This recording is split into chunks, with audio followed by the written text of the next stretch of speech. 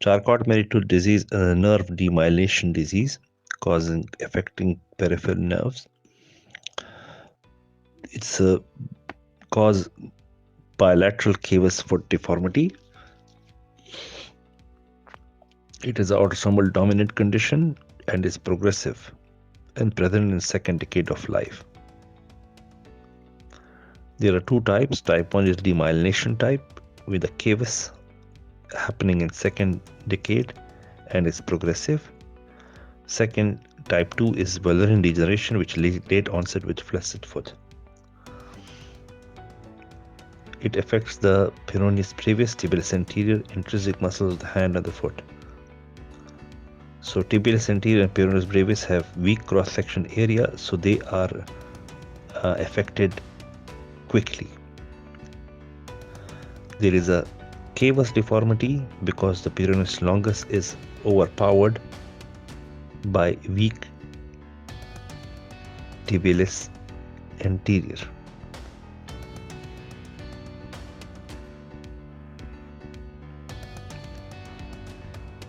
Varus deformity happens because tibialis posterior is overpowered by peroneus brevis.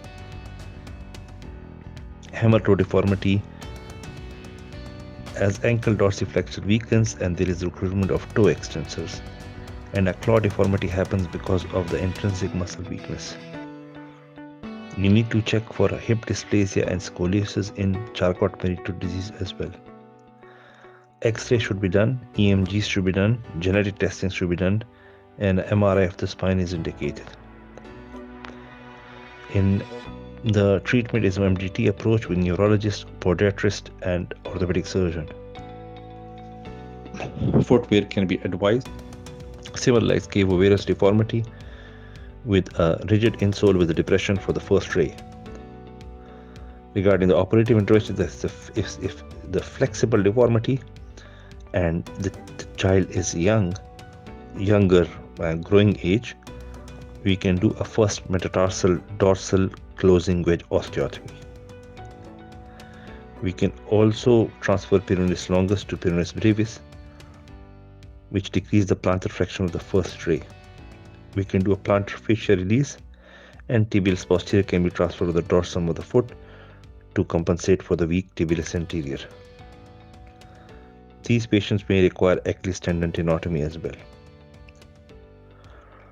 For the varus, we can add calcaneal lateral shift osteotomy. If there is a clawing, we can do the big toe. For the big toe, we can do the Jones procedure, which is fusion of interphalangeal joint and EHL transfer to the neck of the first metatarsal. And the lesser toe, we can do Girdlestone procedure, interphalangeal fusion, or extensor tenotomies. For rigid deformity, a TTC nail can be done with the fusion.